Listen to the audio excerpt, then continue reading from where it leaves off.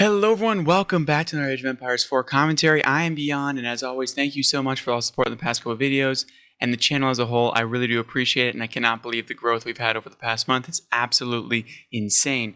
With that, let's get right into the video. Today, we have Core spawning in as the HRE in the orange, rocking that gold sailboat as most players do, / I think it's a glitch that they only show that, but regardless, here we are. And if you don't know, Core has a YouTube channel and a Twitch. Would highly recommend both of them. It's an absolute great time, and his Twitch channel is absolutely wonderful. The music selection is top tier. Across the map, we have Tio as the Chinese, spawning in as the green player on this map, also rocking that gold moat. So I'm assuming it's going to be a glitch of some sort. Now, in this matchup, I could also not find Tio's social media anywhere, unfortunately, so I can't really link them in the description below. If that is a Smurf account, because I think it's only level 22, if it's a Smurf account, please let me know. I'd be happy to add anyone's socials in the link below. Now, in the description below, not the link below. I would leave the link in the description. You know what? I'm just going to continue on moving on, because this is the best intro I've had in quite some time. I've tried this 4 times, so even though there's a small pause in there, we're going to let it happen. Now, in this matchup, China is currently sitting at a 47% win rate across about 80 games in Conqueror and above, so slightly HRE favored. And then across the entire board, China is sitting at a 45% win rate across around 3,000 games. Now, that being said, everything with China, take it with a grain of salt with those major stats, mainly because it's incredibly hard to pull off China in the lower elos, and it just kind of sways their win rate down pretty low. But once you do learn them, the payoff is a lot. China is an absolute powerhouse in this game, especially late game. So if you do have an interest of getting into those late game fights, China might be for you, but it is kind of hard to defend early on, especially into HRE, especially when they get those early man-at-arms or those fast castle, and they can start to move out across the map. And they're actually one of the only civs that can actually keep up with China in terms of that early on resource, especially even if China goes to TC Song, which is incredibly strong. We see that Core is going for the Akan Chapel over yonder, get some extra berries, get it on the tree line. I've seen most pros / very, very good players, like Core is himself, always include a tree line in their Akan Chapel. It just seems to be always the standard no matter what happens over here. I would wonder why we didn't decide to go for this one over here, but I'm not nearly as good as Core, so I'm not going to continue to question it. But I think both selections are good.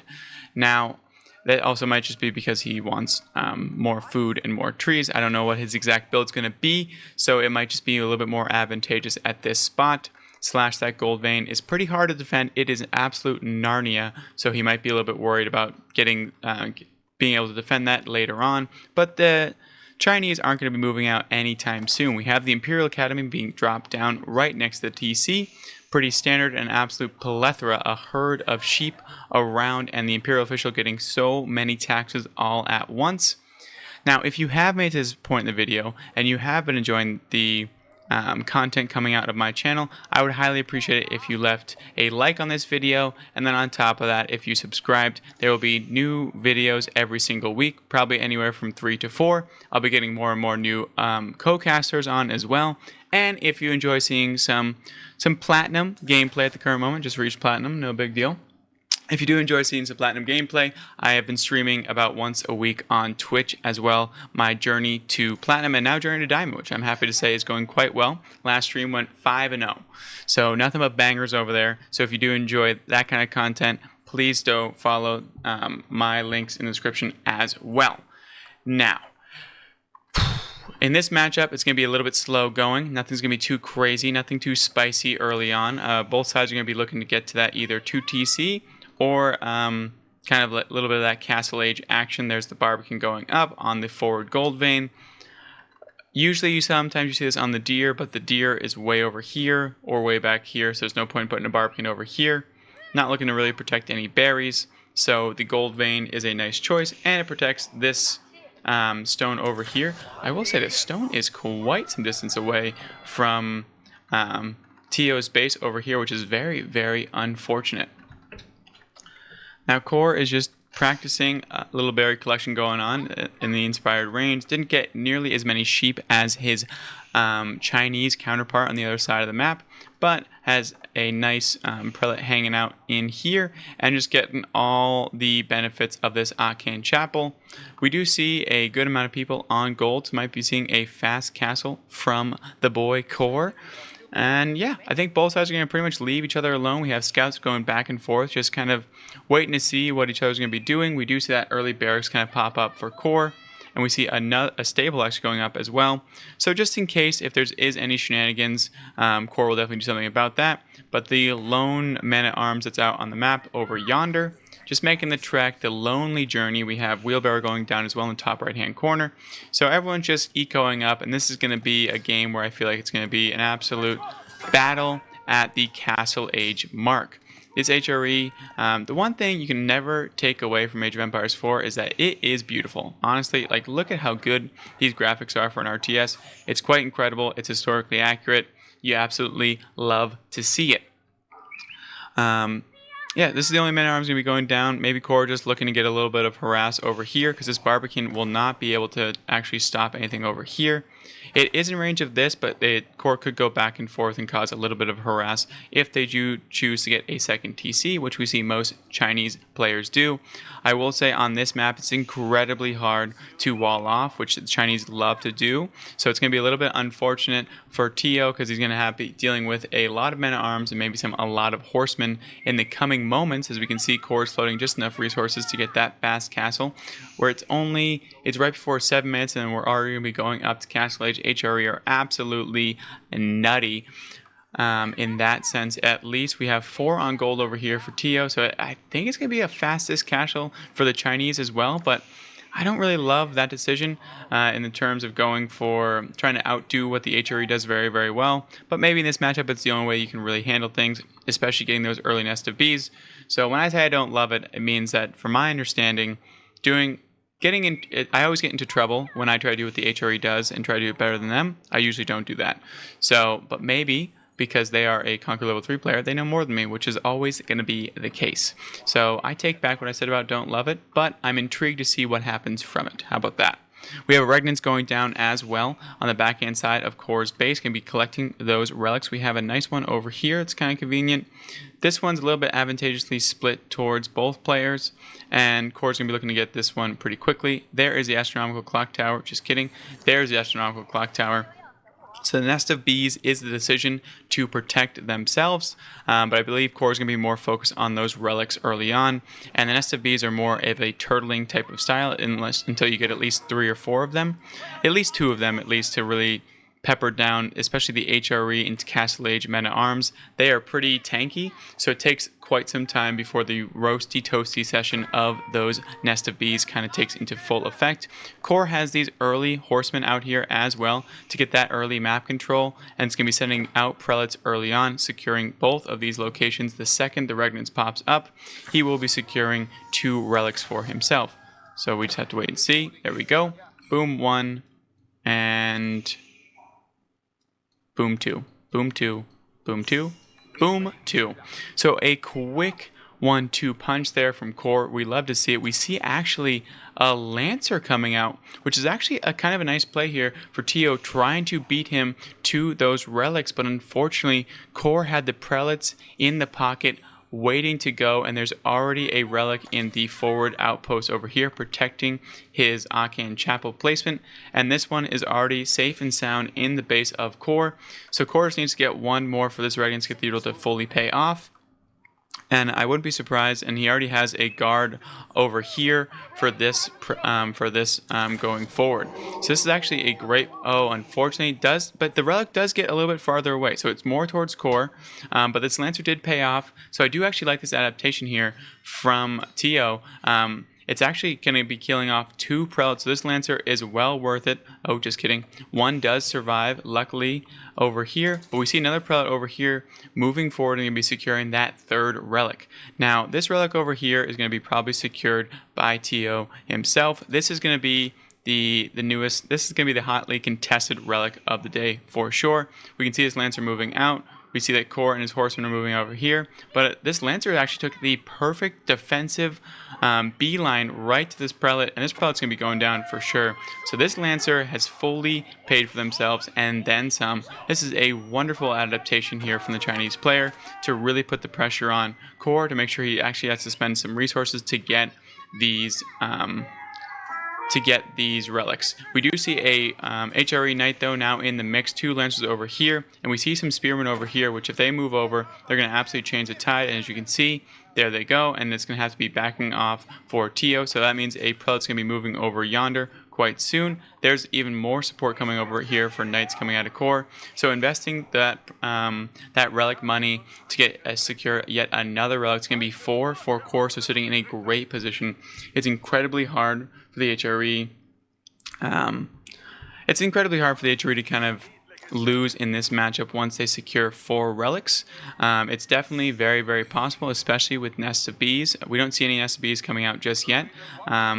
But now the HRE is sitting in a very, very good position, especially when they transition to a full Akin Chapel farm going on. We even have a wall back here to protect that from those Lancer raids.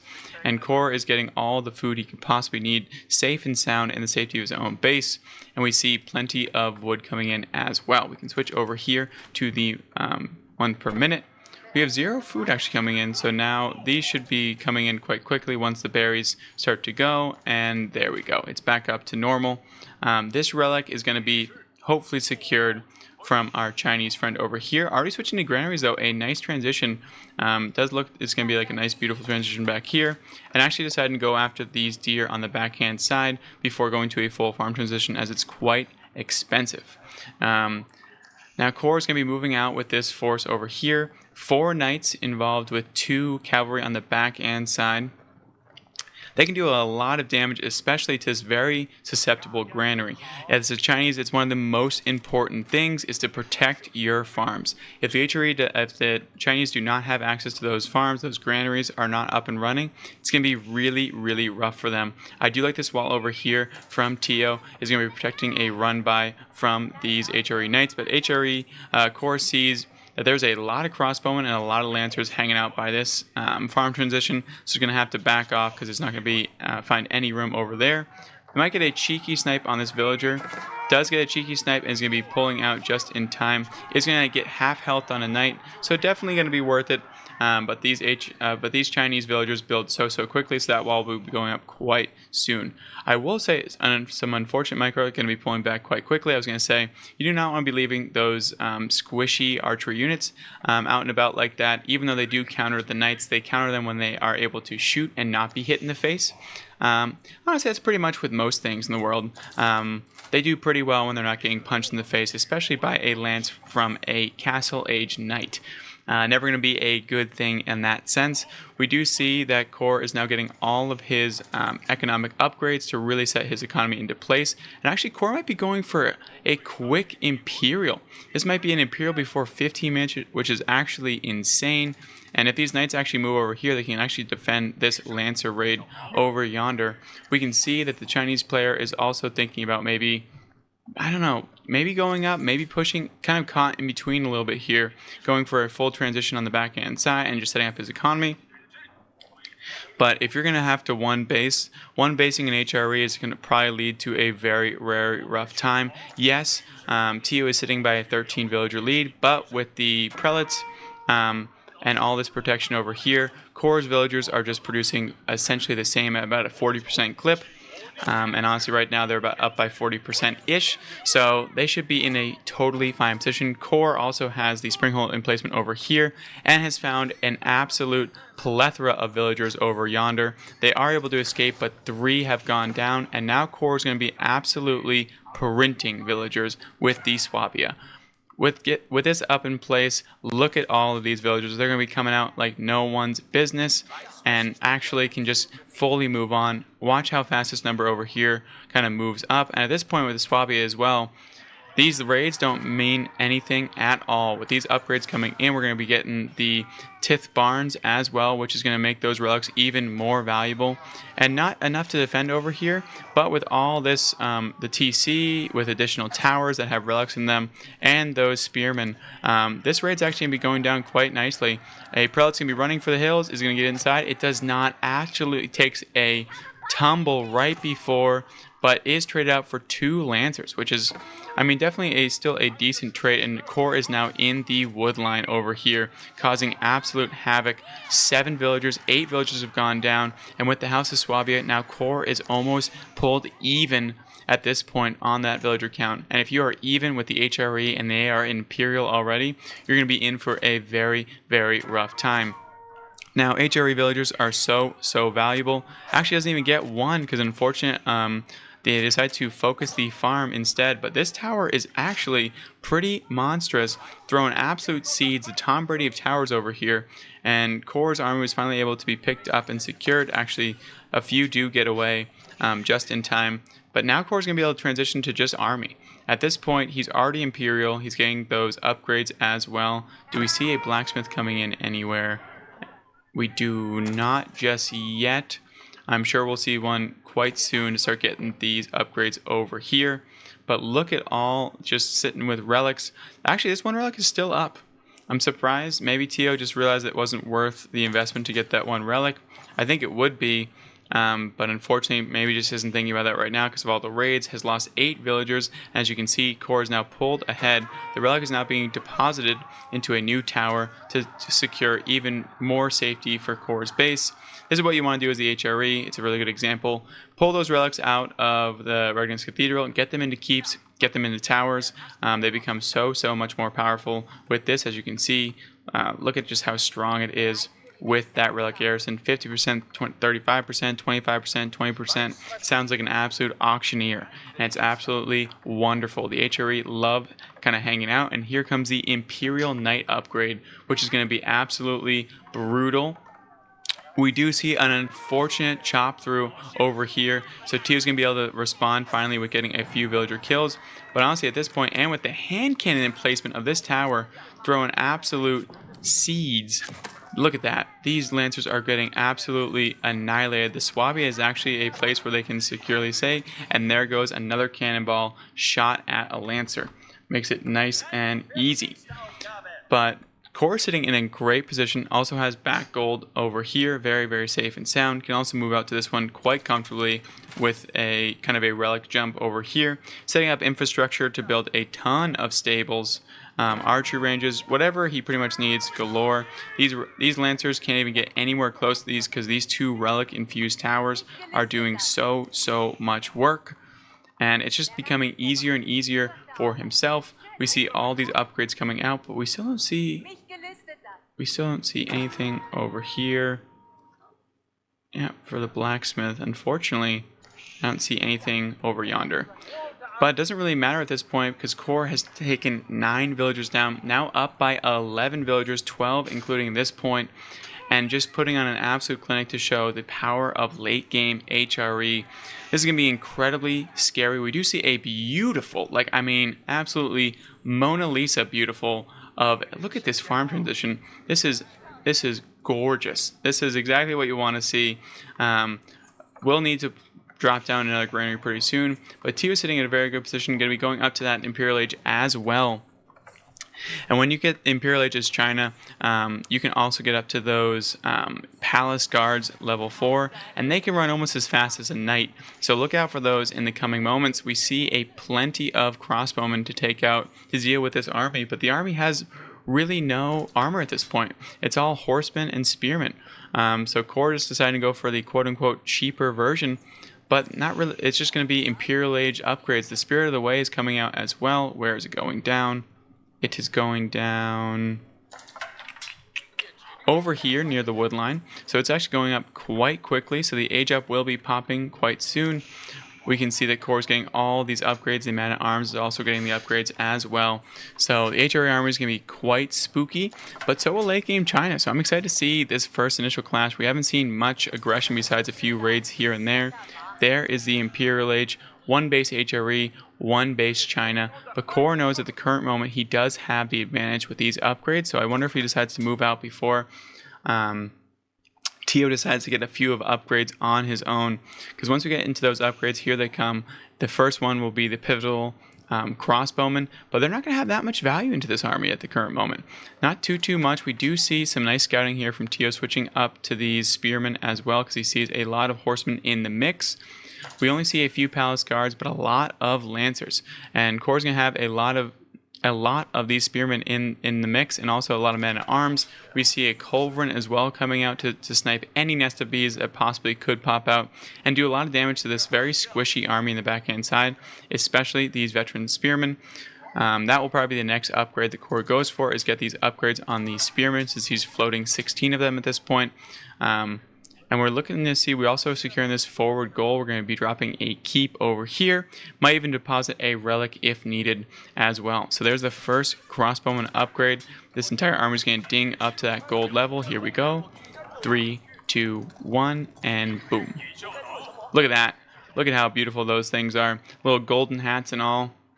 We see the Knight upgrade coming out / Lancer upgrade, and the HRE's army is looking nice as well. This is going to be an absolute clash. We can see Core's floating a decent amount of resources, so he can really invest, and you can see that Palace of Swabia is fully paying off. Over 100 villagers at this point, and he's going to actually see this relic over here, so he might send a prelate just to scoop it up. And here we go. Here's the first engage. We see this HRE army is fully moving out, but a lot of spears actually involved in the Chinese army. This is actually going to be a pretty advantageous position for the Chinese, but it looks like the horse army just decides to dip out almost immediately, leaves all of these spearmen on the backhand side, and the horse army is just looking to get in on this farm transition, and they are doing it successfully. They're in, and they're taking names and numbers. They are taking down, that's going to be 3 villagers already, and even more to go down after this. And Core has so much money. This is all good for him. At this point, any trade is a good trade, because the House of Swabia, the Palace of Swabia is producing so many, the absolute villager printer on the backhand side.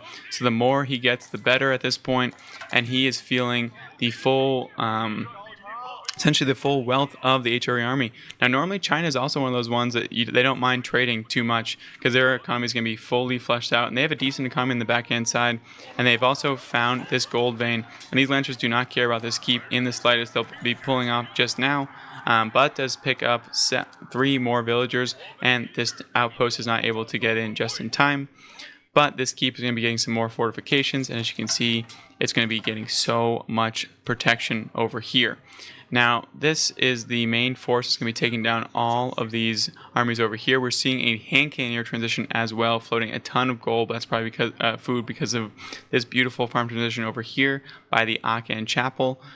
And we see even more villagers now going over here to secure. Additional keeps are coming in for sure. And here comes all the upgrades. It looks like we did get a armory as well. As you can see, the first couple ones coming down. Where's the army? Where's the classic army in the backhand side? No, there it is. Now they're getting one at a time, and Core's just going to be ripping through these upgrades. Probably just realizing, like, oh crap, I need to get these upgrades really quickly, but I have plenty of money to spend it all on. We see men at arms coming out. We have a few hand cannoneers in the mix, but Core's at this point is just keeping up with production and just building out a ton of production. And here comes a very scary Chinese army, a little bit separated at the current moment, but could do a lot of damage. And there they go. There's the hand cannoneers absolutely ripping through these knights. Going to have to be falling back quite quickly, because that is actually quite a scary army. And that culverin is going to be left for not, but no, it looks like Core's going to be fighting on the culverin itself, and more HRE. They're going to be fighting near the HRE production, which is going to be really rough. As you can see, almost 30 units are in production at the current moment for Core. So China's going to be trying to stream across. We also see that Core's doing some damage with these horsemen just being so annoying. Is in range of a few of these towers to help defend, and it looks like the Chinese are going to be able to push through this first initial line. But as I mentioned, there's so many in production, so these units are going to be streaming out, and there they go. This range match is the difference in this military at the current moment. If Tio can keep this up, he can push through. Might need a few rams involved to actually start to take out this production, because these range units do absolutely diddly squat to any of these things, but they are starting to pick off some pretty expensive hand cannons as they pop out, which is really, really nice for the HRE player. But core just is sitting very comfortably over here. The Lancers are actually getting a lot of damage on the backhand side for this farm transition, but hand cannoneers are starting to get into a decent mass. We already have 5 on the field. More are coming. And now the men-at-arms are just streaming into these crossbowmen, doing as much damage as they possibly can. Any trade's a good trade at this point for both sides, honestly. But core's economy is much, much stronger. As you can see the numbers over here, they're absolutely staggering. So core can even drop a keep as well if he wants to fully support. But I will say the Chinese player is doing a great job at just completely streaming units across the map. As you can see the little green dots moving over and over. And they're getting a lot of damage. Like I said, I would love to see a ram or two just starting to take down these forward production buildings. But it does look like now there's horsemen in on the crossbowman, which is absolutely worst case scenario if you are the Chinese player. And now we see the mass and stream of units is starting to really catch up for the HRE player. Core is starting to stream out units left and right, and we can just see a massive swarm. We've all been there against the HRE player. You allow them to fully set up. Like, this is the most ideal situation possible, but as you can see, also a lot in production for the Chinese player as well. So we can see that now this army is now pushing them back, and they're now streaming across the other side of the map to get some damage. There was the ram I was talking about. Hell yeah, Tio, I love to see it. Rams are the truth in late game. We actually see no siege, which is like a gentleman's agreement not to use siege. We only saw that one culverin. But into this mix, we also see that land snake, and those land snakes are going to do so much damage if they're able to get into that archer mass, or if they're able to get some good shots into these palace guards. Even though they are age 4, they're actually not. They don't have the upgrade yet. They're only age 3 palace guards. So I would be shocked if we see Tio get them very, very soon. But that took a lot of investment for him, and Core is sitting on an unreal economy, tons and tons of gold. He's actually going to be moving out these villagers to, I'm assuming, build a keep. There they go, and start to secure these sacred sites. Core has full map control, and another keep going down over here as well. So might just decide to choke him out, but once this third one comes in, and look at that villager count, 144. It's absolutely staggering. We have horsemen over here, going to be trying to take down this gate over here, but these Chinese villagers are so good at that building process. He's actually playing like there's nest of bees. That's why he's on separate formation. But there's no nest of bees. Don't worry. You can just run right in, no qualms at all. Switch to the hand cannoneers as well late game. And they do have a lot of bit of juice, but this army is going to be able to start to clatter in, and those land snakes are doing so much value, so much damage. Unfortunately, these palace guards are only castle age at this point. And these land snakes, as you can see, every swing just slicing and dicing this army. More horsemen are streaming across the map. As you can see, the little orange dots now have traded places with the Chinese player, and now they're the ones streaming all the way across the map. And this is going to be looking really rough for the Chinese player. Does have some money, but not enough to fight the battle of these very high level units. 3,000 food per minute, and he's using it all. That is absolutely insane. 14 men-at-arms are in production, and there's now 25 across the field. They're all moving out, and the sacred site has been secured. Core is able to just fully dive this static defense here for China, and there is the GGs. What an awesome game. And that's what happens when you try to play one base against the HRE. It does work out. You can push in, but it's going to be really rough in the long run. GG's by both players. Excellent game by Core.